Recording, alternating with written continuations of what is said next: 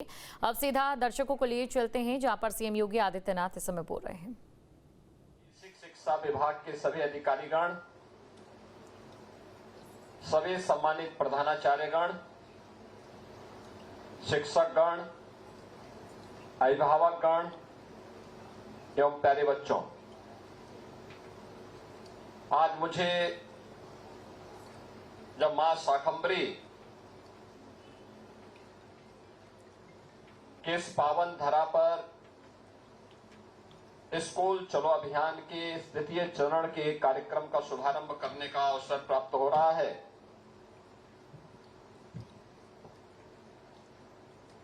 तो मैं इसको महज संजोग नहीं बल्कि ईश्वरीय कृपा मानता हूं कि आज देर रात्रि से ही यहां पर खूब बारिश हो रही है। अन्नदाता किसानों के लिए, देश के अन्न के भंडार को भरने के लिए और भीषण गर्मी से राहत दिलाने के लिए मां शाकंभरी की विशेष कृपा बरस रही है। मैं इसके लिए मां शाकंभरी के इस चरणों में नमन करते हुए आप सभी जो बच्चे आज स्कूल चलो अभियान का हिस्सा बन रहे हैं, इन सभी का मैं आज के इस कार्यक्रम में हृदय से स्वागत करता हूं, अभिनंदन करता हूं। वास्तव में व्यक्ति हो, समाज हो या राष्ट्र, इन सब की सुदृढ़ आधारशिला है शिक्षा। अच्छी शिक्षा हमें एक सुसभ्य नागरिक बनाएगी, एक संस्कारित नागरिक बनाएगी। अच्छी शिक्षा हम सबको सही मार्ग दिखाएगी और अच्छी शिक्षा से ही अच्छे समाजसेवी, अच्छे शिक्षक, अच्छे प्रधानाचार्य, अच्छे जनप्रतिनिधि, अच्छे अधिकारी, अच्छे उद्यमी, अच्छे इंजीनियर, अच्छे चिकित्सक, अच्छे न्यायिक अधिकारी, ये सब अच्छी शिक्षा से ही निकलेंगे। और इसीलिए देश के भविष्य को बनाने वाली शिक्षा जिस भी क्षेत्र में हमारी पीढ़ी आगे बढ़े, वे आत्मविश्वास से भरपूर होकर के समाज और राष्ट्र के निर्माण में अपनी भूमिका को प्रभावी ढंग से निर्वहन कर सके, इस विश्वास के साथ हम लोगों ने 2017 में प्रधानमंत्री मोदी जी के मार्गदर्शन और प्रेरणा से प्रदेश में स्कूल चलो अभियान प्रारंभ किया। परिणाम अच्छे आए क्योंकि सरकार की नीयत साफ थी। शिक्षा के उन्नयन के लिए स्पष्ट नीति थी और बिना भेदभाव के योजनाओं का लाभ हर एक बच्चे तक उपलब्ध करवाने के संकल्प के साथ सरकार आगे बढ़ी थी। मुझे याद है 2017 में बेसिक शिक्षा परिषद में केवल 36% विद्यालय ही पूरी तरह संतृप्त माने जा रहे थे। टॉयलेट नहीं थे, पेयजल की व्यवस्था नहीं थी,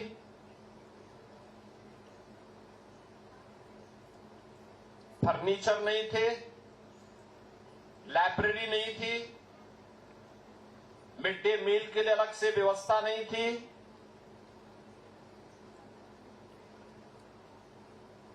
लाइट की व्यवस्था भी नहीं थी। हम लोगों ने तब ऑपरेशन कायाकल्प चलाया था ऑपरेशन कायाकल्प में मैंने सभी जनप्रतिनिधियों से, सभी अधिकारियों से, उद्यमियों से अपील की थी कि ऑपरेशन कायाकल्प में बेसिक शिक्षा परिषद के स्कूलों में व्यापक रूप से सुविधाएं उपलब्ध करवा करके उनके संतृप्तिकरण के लक्ष्य को पूरा किया जाए। उसके पैरामीटर तय किए गए। हर स्कूल में बालक और बालिकाओं के लिए अलग अलग टॉयलेट हो, पेयजल की व्यवस्था हो, मिड डे मील में जो कुछ भी उन बच्चों को मिलता है हर दिन के आइटम पहले से तय हो, हर बच्चे के पास वहां पर स्मार्ट क्लास भी हो, डिजिटल लाइब्रेरी हो, हर बच्चे को हम सरकार की ओर से यूनिफॉर्म दे सकें, बैग दे सकें, बुक्स दे सकें, सभी प्रकार की सुविधाओं से आच्छादित कर सकें, छात्र और शिक्षक के रेशियो को ठीक किया जा सके और इसके लिए अभियान प्रारंभ किया गया। मुझे बताते हुए प्रसन्नता है कि जो 36% में बेसिक शिक्षा परिषद का संतृप्तिकरण का मात्र संतृप्तिकरण हो पाया था, हम लोगों ने अगले 5 वर्ष में बेसिक शिक्षा परिषद में 96% से अधिक विद्यालयों को संतृप्तिकरण के लक्ष्य तक पहुंचाने का काम किया। हर बच्चे को bag, books, shoes, shirt, sweater, uniform ये सब मिलने प्रारंभ हुए। परिणाम था नामांकन बढ़ा और आज पिछले 9 वर्ष में 60 लाख से अतिरिक्त बच्चे बेसिक शिक्षा परिषद में बढ़े और ड्रॉप आउट रेट इन सभी सुविधाओं के कारण जो पहले 19-20% था घट करके आज 3 से 4% तक रह गया है। लेकिन मेरा मानना है एक स्वस्थ समाज के लिए कोई भी बच्चा स्कूल में जाने से वंचित न रहे। अगर कोई बच्चा शिक्षा से वंचित है वह केवल परिवार की क्षति नहीं है, समाज की भी है, राष्ट्र की भी है। क्योंकि यही लोग, यही बच्चे आगे बढ़ेंगे। इन्हीं को समाज के अलग अलग क्षेत्र में नेतृत्व देना है। ये मंच पर जितने भी नेता बैठे हैं, मंत्री बैठे हैं, सांसद, पूर्व सांसद या अधिकारी शिक्षा विभाग के या प्रशासन के, पुलिस के जो अधिकारी हैं, ये भी कभी छात्र थे। ये भी कभी छात्र थे। जो आपके शिक्षक हैं ये भी कभी छात्र थे। इन्होंने पढ़ाई की, आज वे उस स्तर पर पहुंचे हैं। ये बच्चे पढ़ेंगे तब अलग अलग क्षेत्र में जाएंगे। कोई उद्यमी बनेगा, कोई कारीगर बनेगा, कोई चिकित्सक बनेगा, कोई इंजीनियर बनेगा, कोई राजनेता बनेगा, कोई समाज सेवी बनेगा। अगर वह पढ़ा लिखा नहीं है तो समाज की भी और राष्ट्र की वह पूर्ण क्षति करेगा, दिग्भ्रमित हो जाएगा। हमें ऐसे पौध नहीं तैयार करनी है जो समाज को गलत दिशा में लेके जाए, जो राष्ट्र की पूर्ण क्षति करे। हमें ऐसी फौज खड़ी करनी है जो राष्ट्र के कर्तव्यशील नागरिक के रूप में अपने दायित्वों का निर्वहन कर सके। और ये हम सबकी सामूहिक राष्ट्रीय दायित्व बनता है अपने देश के लिए, अपने समाज के लिए और हर परिवार की खुशहाली के लिए। इस दिशा में एक प्रयास ये प्रारंभ हुआ है। मेरी अपील होगी हर समाज के जागरूक नागरिक से, जो भी चाहता है कि हमारा देश खुशहाल हो, विकसित भारत की संकल्पना को हम पूरा करें, उन सबसे मेरी अपील होगी। जो भी चाहता है खुशहाल समाज बने, समृद्ध समाज बने, उन सबसे मेरी अपील होगी। यह दायित्व केवल उन्हीं परिवारों का नहीं है जिन परिवारों में बच्चे हैं। हर व्यक्ति की जिम्मेदारी बनती है, वह राजनेता हो, माननीय सांसद हो, माननीय विधायक हो, पार्षद हो, प्रधान हो, ब्लॉक प्रमुख हो, जिला पंचायत अध्यक्ष हो, प्रशासनिक अधिकारी हो, बेसिक शिक्षा परिषद के अधिकारी हो, शिक्षक हो, अधिवक्ता हो, व्यापारी हो, चिकित्सक हो, कोई भी तबका हो, हर एक का दायित्व बनता है कि हम अपने आसपास इस बात का अवलोकन करें कोई बच्चा स्कूल जाने से वंचित न रहने पाए। हर बच्चे को स्कूल पहुंचाना है, यह हमारा सामाजिक दायित्व भी है और राष्ट्रीय कर्तव्य भी। राष्ट्रीय कर्तव्य जब सामूहिकता के साथ निर्वहन होता है तो राष्ट्र प्रगति के पथ पर अग्रसर होता है। और उसी दायित्व का निर्वहन करने के लिए आज हम सब सहारनपुर में आए हैं। मां शाकंभरी की असीम कृपा है कि स्कूल चलो अभियान, तात्कालिक बरसात से परेशानी जरूर हुई होगी, लेकिन मौसम कितना सुहावना और शानदार हो गया है। जैसे मंचीय कार्यक्रम प्रारंभ हुआ, बरसात बंद हो गई, यानी ये अच्छी शुरुआत है।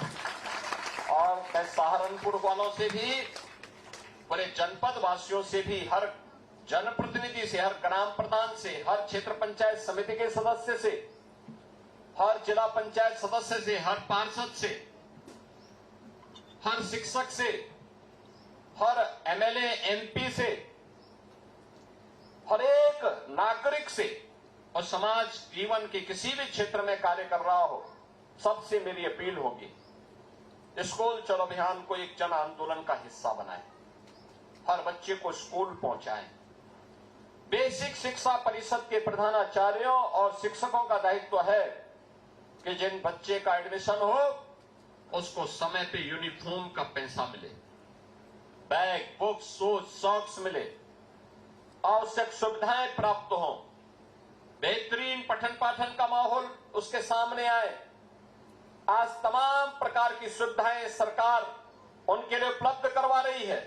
जो मैंने पहले भी कहा, आज सरकार के द्वारा वहां पर स्मार्ट क्लासेस बनाई जा रही है, हर विद्यालय में बनाई गई है या बनाई जा रही है। डिजिटल लाइब्रेरी दी जा रही है, आईसीटी लैब, डिजिटल लाइब्रेरी, शिक्षकों को टैबलेट वितरण, ये सभी कुछ उपलब्ध करवाने का कार्य हो रहा है।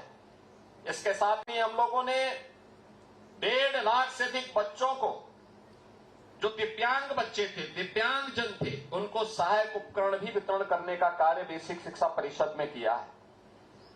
गत वर्ष 13,000 से अधिक गंभीर और बहुदिव्यांग बच्चों को 6,000 रुपए प्रति वर्ष स्कॉट अलाउंस उपलब्ध करवाया।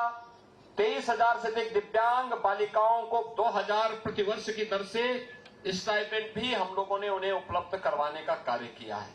ये सरकार के द्वारा उन बच्चों के लिए प्रारंभ किया गया एक विशेष अभियान है। हमने लर्निंग बाय डूइंग के कार्यक्रम के माध्यम से बच्चों को प्रारंभिक स्तर पर ही कौशल आधारित शिक्षा देना भी प्रारंभ किया है। याद करना ये बहुत महत्वपूर्ण है। प्रधानमंत्री मोदी जी ने 2020 में नेशनल एजुकेशन पॉलिसी लागू करवाई है। 36 वर्ष के बाद भारत ने अपनी राष्ट्रीय शिक्षा नीति घोषित की है। ये राष्ट्रीय शिक्षा नीति में लर्निंग बाय डूइंग के माध्यम से बच्चे का स्किलिंग करने का कार्यक्रम, स्केल को स्किलिंग में कैसे बदला जाता है, इस अभियान का हिस्सा बनाने के लिए सरकार ने जो कार्यक्रम प्रारंभ किए, मैं भी एग्जीबिशन देख रहा था। ये बच्चे कितना आत्मविश्वास से बोल रहे थे। हर बच्चा मजबूती के साथ आत्मविश्वास से भरपूर था। हमें इन बच्चों को उसी मजबूती के साथ आगे बढ़ाना है और इसी मेहनत को देखते हुए सरकार ने शिक्षा मित्रों के मानदेय को 10,000 से बढ़ा करके 18,000 किया है। सरकार ने निदेशकों के मानदेय को 9,000 प्रति माह से बढ़ा करके 17,000 किया है। और हर शिक्षा मित्र, हर शिक्षक, हर प्रधानाचार्य, हर रसोईया, अनुदेशक, इन सबको 5 लाख रुपए सालाना स्वास्थ्य का एक कैशलेस की सुविधा भी उन्हें उपलब्ध करवाने की कार्रवाई सरकार ने उपलब्ध करवाई है, जिसे बहुत शीघ्र हम लागू करने जा रहे हैं। मैं आज के इस अवसर पर आप सबसे अपील करूंगा, अगले 15 दिन मेहनत करिए, एक एक परिवार के साथ जाइए, ग्राम पंचायत के साथ वार्ड में बैठक करिए, एक स्वस्थ प्रतिस्पर्धा प्रारंभ होनी चाहिए, किस स्कूल में कितने बच्चे अधिक आ सकते हैं, और हमें बेहतरीन माहौल स्कूल में देना होगा। बच्चों के साथ मारपीट नहीं, गाली गलौज नहीं,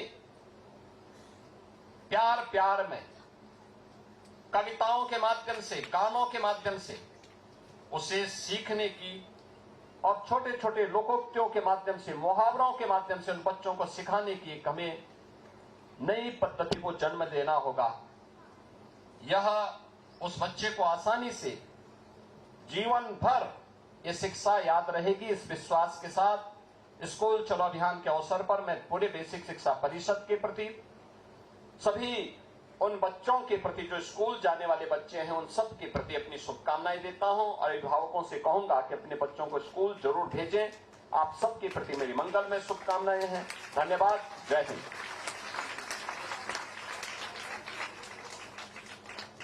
आभार।